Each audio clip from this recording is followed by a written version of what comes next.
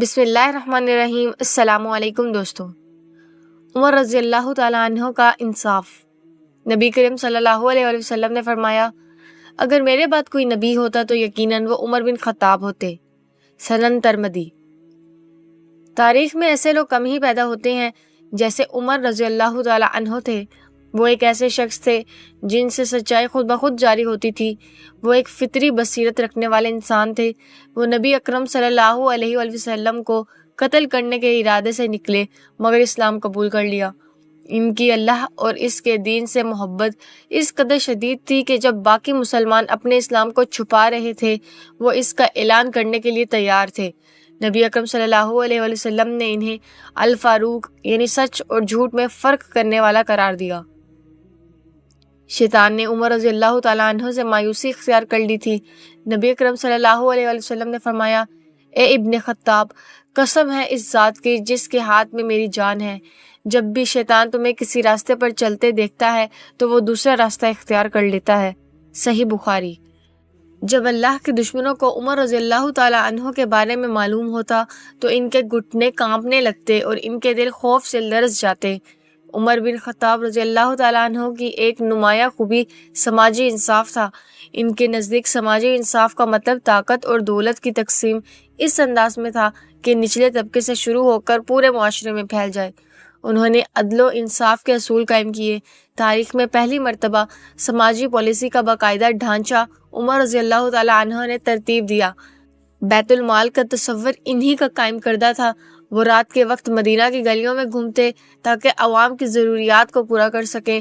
بچوں کے لیے وظیفے کا نظام جو آج مغربی ممالک میں رائج ہے، دراصل عمر رضی اللہ تعالیٰ عنہ ہی کا متعارف کرتا تھا۔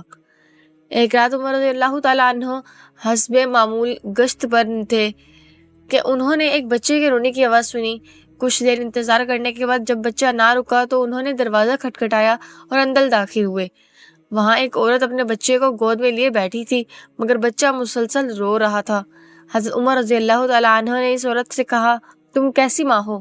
بچہ رو رہا ہے اور تم اسے دودھ نہیں پلا رہی۔ عورت نے جواب دیا، جاؤ اور عمر سے پوچھو کہ وہ کیسا خلیفہ ہے۔ اس نے حکم دیا ہے کہ جب تک بچے دودھ چھڑانے کی عمر کو نہ پہنچے اسے وظیفہ نہیں ملے گا، اس لیے ہم اپنے بچوں کا دودھ چھڑوا رہے ہیں تاکہ اسے وظیفہ مل سکے۔ یہ سن کر عمر خطاب رضی اللہ تعالیٰ عنہ کام گئے اور عورت سے فرمایا، اپنے بچے کو دودھ پلاتی رہو، تمہیں اس کا وظیفہ ملے گا چاہے وہ دودھ نہ بھی چھڑائے۔ اگلے دن فجر کی نماز میں عمر رضی اللہ تعالیٰ عنہ اس قدر روئے کہ صحابہ کو ان کی قرت سمجھ نہیں آئی۔ نماز کے بعد انہوں نے حکم دیا کہ بچوں کے لیے وظیفہ ان کی پیدائش سے ہی مقرر کر دیا جائے گا۔ دور دراز سے لوگ عمر رضی اللہ تعالیٰ عنہ کے انصاف کے لیے آتے تھے۔ ابن عبداللہ الحاکم نے روایت کی ہے کہ ایک مصری شخص عمر رضی اللہ تعالیٰ عنہ کے پاس آیا اور کہا، اے امیر المومنین، میں ظلم سے پناہ چاہتا ہوں۔ عمر رضی اللہ تعالیٰ عنہ نے فرمایا، تم نے ایک ایسے شخص سے مدد مانگی ہے جو اس کے لیے تیار ہے۔ اس شخص نے کہا، میں عمرو بن العاص کے بیٹے کے ساتھ دوڑ میں شریک ہوا اور جیت گیا مگر اس نے مجھے کوڑے مارے اور کہا میں شریف خاندان کا بیٹا ہوں۔ یہ سن کر عمر رضی اللہ تعالیٰ عنہ نے عمرو بن العاص کو ان کے بیٹے سمیت بلایا اور مصری کو کوڑا دے کر کہا، مارو عمرو کے بیٹے کو۔ مصری شخص نے اسے مارنا شروع کیا اور عمر رضی اللہ تعالیٰ عنہ فرماتے رہے، مارو اس جاہل کے بیٹے کو۔ پھر عمر رضی اللہ تعالیٰ عنہ نے اس مصری شخص سے کہا، اب عمرو کی طرف رخ کرو۔ اس نے کہا، امیر المومنین، صرف اس کا بیٹا مجھے مار رہا تھا، میرا بدلہ پورا ہو گیا۔ عمر رضی اللہ تعالیٰ عنہ نے عمرو بن العاص سے فرمایا، تم نے لوگوں کو کب سے غلام بنا لیا جبکہ ان کی ماؤں نے انہیں آزاد جنا تھا؟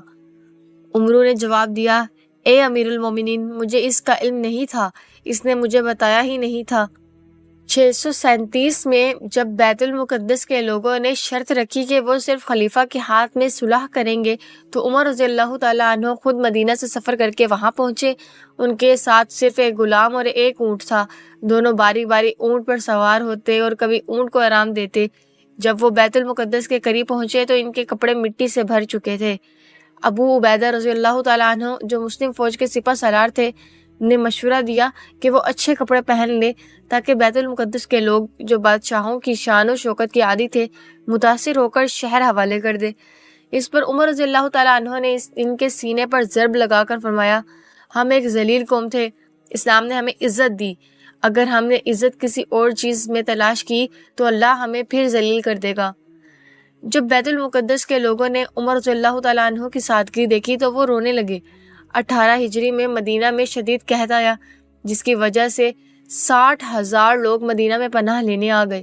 عمر رضی اللہ تعالیٰ عنہ خود کھانے پینے کا سامان ان تک پہنچاتے، اگر لوگ کسی چیز سے محروم ہوتے تو وہ خود بھی اس سے محروم ہو جاتے، اگر گوشت نہ ملتا تو وہ بھی نہ کھاتے، اگر تیل میسر نہ ہوتا تو وہ بھی خود کو تیل سے محروم رکھتے، یہاں تک کہ صحابہ کو خوف ہوا کہ وہ فاقہ کشی سے وفات پا جائیں گے۔